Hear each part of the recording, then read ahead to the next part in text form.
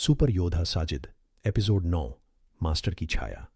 7वां द्वार पार करने के बाद साजिद अब एक ऐसे कक्ष में प्रवेश कर चुका था जहां समय स्थिर था और ऊर्जा गूंजती नहीं सुनाई देती थी।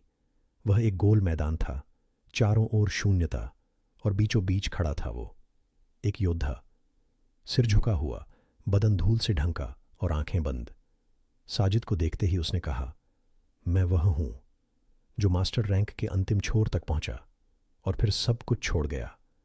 साजिद ठिठका, क्या तुम जीवित हो या ये कोई और परीक्षा है? मैं एक छाया हूं, उस आत्मा की जो शक्ति के शिखर पर जाकर खुद को खो बैठा। और अब मैं तुम्हारी परीक्षा नहीं लूंगा, बल्कि तुम्हें चेतावनी देने आया हूं। साजिद के मन में हलचल हुई। मास्टर रैंक का मतलब था वो स्तर जहां योद्धा न सिर्फ शक्तिशाली होता है, बल्कि उसकी हर सोच सृष्टि को आकार दे सकती है। किस बात की चेतावनी? साजिद ने पूछा। शक्ति जितनी बढ़ेगी उतनी बढ़ेगी तुझसे उम्मीद, और उतनी ही गहरी होंगी तुझसे छल की साजिशें। कभी तू खुद को खो बैठेगा, कभी वो खो देगा जिसे तू सबसे ज्यादा चाहता है। साजिद ने अपनी मुट्ठी भींची। तो क्या रुक जाऊं? क्या डर के आगे बढ़ना छोड़ दूं? नहीं, छाया बोली, रुकना नहीं, पर भूलना मत कि शक्ति का अंतिम द्वार शौर्य नहीं, त्याग होता है। अचानक छाया ने अपनी आंखें खोलीं। वो जल रही थीं नीले और सफेद तेज से। अब मैं तुझे दिखाऊंगा वो छाया चाल जिससे मैं मास्टर रैंक तक पहुंचा था और हार गया। एक तेज झंझावात उठा और साजिद खुद को एक मानसिक युद्ध के भीतर पा गया। वो मैदान अब बदल चुका था, हर ओर उसके पुराने डर, विफलताएं और वो चेहरे जिन्हें उसने खोया था। हर छाया हमला कर रही थी, साजिद पर नहीं, उसकी आस्था पर। तू फिर गिरेगा। तेरे भीतर की आग मरी नहीं, पर बुझ चुकी है। तेरे जैसे बहुत आए, कोई भी अंत तक नहीं गया। साजिद का दम घुटने लगा, पर फिर उसे याद आया छल का मंदिर, मंत्र मुक्ति द्वार और वो बच्चा जो सब कुछ खोकर भी लड़ता रहा। उसने आंखें बंद कीं और सिर्फ एक वाक्य कहा, मैं अब किसी रैंक के लिए नहीं, अपने सच के लिए लड़ रहा हूं। उसके शब्दों से ऊर्जा फूटी और सारी छायाएं टूट गईं। छाया योद्धा शांत हो गया, मुस्कुराया। तू तैयार है मास्टर रैंक के अगले चरण के लिए, पर अगली बार तुझे न परीक्षा मिलेगी न चेतावनी, बल्कि एक शक्ति रूप शत्रु। अंत में छाया धीरे धीरे मिटने लगी और केवल एक वाक्य हवा में रह गया, ध्यान रखना, सच के सबसे पास हमेशा सबसे बड़ा झूठ खड़ा होता है। भ्रम का देवता। साजिद का सामना होगा एक ऐसे अस्तित्व से जो वास्तविकता को मोड़ सकता है और झूठ को सच बना सकता है।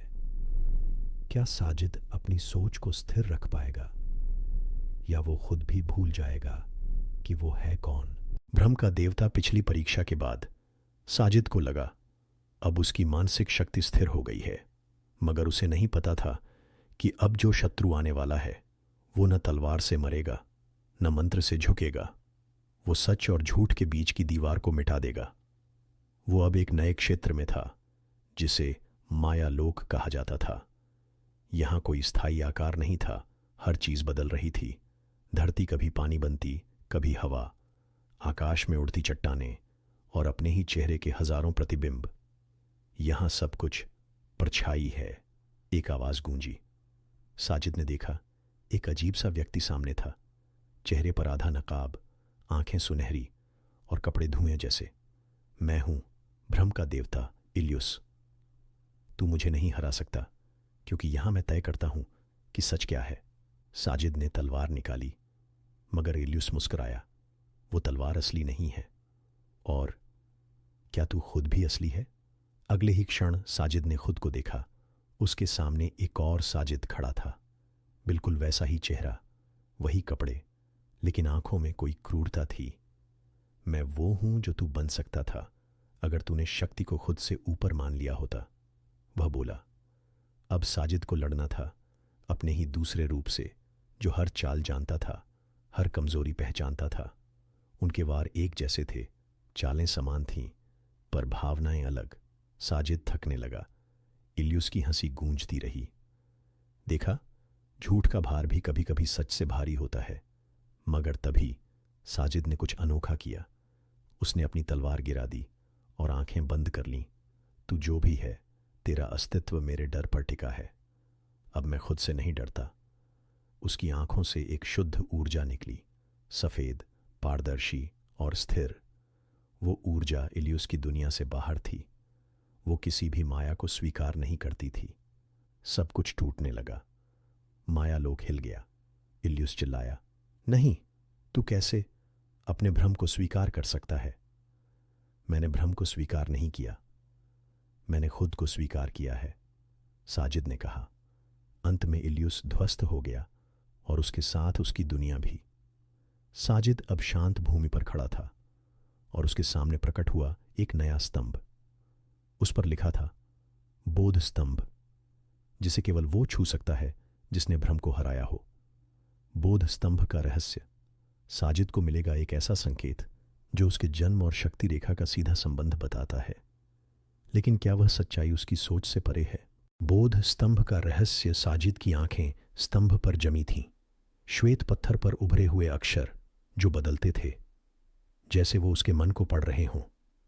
बोध स्तंभ, एक ऐसा स्तंभ जो केवल उन्हें दिखता है जो भ्रम की दुनिया से स्वयं को मुक्त कर पाए हों। बोध वह द्वार है जो केवल भीतर से खुलता है। एक शांत स्वर उसके भीतर गूंजा, मानो स्तंभ स्वयं उससे बात कर रहा हो। साजिद ने स्तंभ को छूते ही एक ऊर्जा अपने भीतर उतरती महसूस की, पर यह शक्ति वैसी नहीं थी जैसी किसी युद्ध में काम आती है। ये ज्ञान की ज्वाला थी।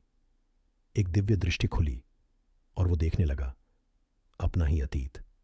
मगर इस बार जो उसने देखा वो उसका बीता हुआ जीवन नहीं था, बल्कि उसके जन्म से पहले की एक स्मृति थी। साजिद एक विशाल सभा में था, जहां 9 आकृतियां एक गोल घेरे में बैठी थीं। हर आकृति की आंखों में ब्रह्मांड की चमक थी। इन 9 में से एक ने कहा, इस बालक में है वो चिन्ह जो केवल शाश्वत शक्ति संरचना में दोहराया गया है, एक बार हर युग में। साजिद समझ नहीं पाया, क्या मैं किसी योजना का हिस्सा था? क्या मेरी शक्ति मेरे निर्णय का फल नहीं, किसी भविष्यवाणी का परिणाम है? बोध स्तंभ ने उत्तर दिया, तू निर्धारित नहीं परंतु संभावित था। तेरे अंदर जो चिन्ह है, शक्ति सर्प चिन्ह, वह केवल उन्हें प्राप्त होता है जिनके भीतर 8 झात रैंक के पार की क्षमता सुप्त रूप में विद्यमान हो। साजिद हैरान था। अब तक उसे लगा था कि शक्ति के केवल 8 ही झात स्तर हैं, novice, intermediate, advanced, elite, master, ultra, supreme और लेजेंड। परंतु तेरे चिन्ह से सिद्ध होता है शक्ति की यात्रा वहां से शुरू होती है जहां दूसरों की समाप्त होती है। अचानक बोध स्तंभ फट गया और उससे एक छोटा द्वार प्रकट हुआ।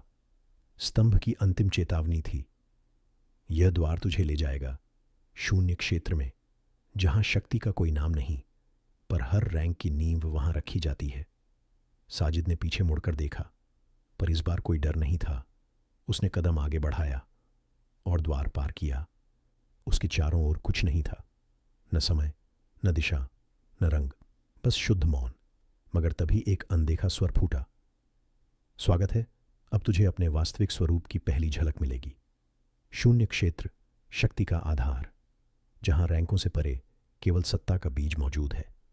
क्या साजिद इस मौन में खुद को खो देगा, या वहीं से शुरू होगी उसकी नवीन शक्ति जागृति? शून्य क्षेत्र, शक्ति का आधार। शून्य क्षेत्र, न प्रकाश, न अंधकार, न दिशाएं, न वक्त, बस एक मौन आकाश जिसमें साजिद अकेला खड़ा था। लेकिन यह अकेलापन डरावना नहीं था, बल्कि भीतर तक उतर जाने वाला था। यहां कुछ नहीं है, साजिद बुदबुदाया। तो फिर शक्ति की शुरुआत यहीं से कैसे हो सकती है? उसी क्षण एक अजीब कंपन हुआ। उसके सामने एक प्रतिबिंब उभरा, वह स्वयं। लेकिन यह उसका साधारण प्रतिबिंब नहीं था। यह वह रूप था जो वह बन सकता था अगर वह अपनी पूरी शक्ति, चेतना और संकल्प को एक कर दे। प्रतिबिंब बोला, तू अब तक बाहरी शक्तियों पर निर्भर था, पर यहां तुझे खुद को स्वीकार करना होगा। हर कमजोरी, हर डर, हर पछतावा और साथ ही हर सपना, हर इच्छा, यही है शक्ति का आधार, स्वीकृति। साजिद ने अपने भीतर झांकना शुरू किया। उसे वो लम्हे याद आए जब वह टूटा था। माता पिता की छवि, गुरु की डांट, धोखे, हारें और खोई शक्ति। पर फिर उसने वो लम्हे भी देखे जब वह उठा था, जब उसने किसी मासूम की रक्षा की, किसी भय को चुनौती दी और खुद को फिर से खोजा। अचानक शून्य क्षेत्र चमकने लगा, प्रतिबिंब धीरे धीरे उसके भीतर समाने लगा और उसके दिल में एक चिन्ह जलने लगा। शक्ति सर्प चिन्ह, अब पूर्ण रूप में। अब तुझे पहला रहस्यमय रैंक दिखाई देगा। उस रैंक का नाम है ओरिजिन रैंक, उद्गम स्तर। यह 8 झात रैंकों से परे है, जहां शक्ति केवल क्रिया नहीं, स्थिति बन जाती है। साजिद के चारों ओर अब 8 रैंक की छायाएं घूमने लगीं, नोविस से लेजेंड तक। पर अब उनके ऊपर एक नई रेखा बन रही थी, एक अज्ञात पथ जो ऊपर की ओर जा रहा था। ये यात्रा अभी शुरू हुई है, पर अब तेरे हर कदम के साथ शक्ति का अगला रहस्य प्रकट होगा। शून्य क्षेत्र की ऊर्जा धीरे धीरे सिमटने लगी और एक द्वार खुला। अब वापस जा, लेकिन पहले से अलग।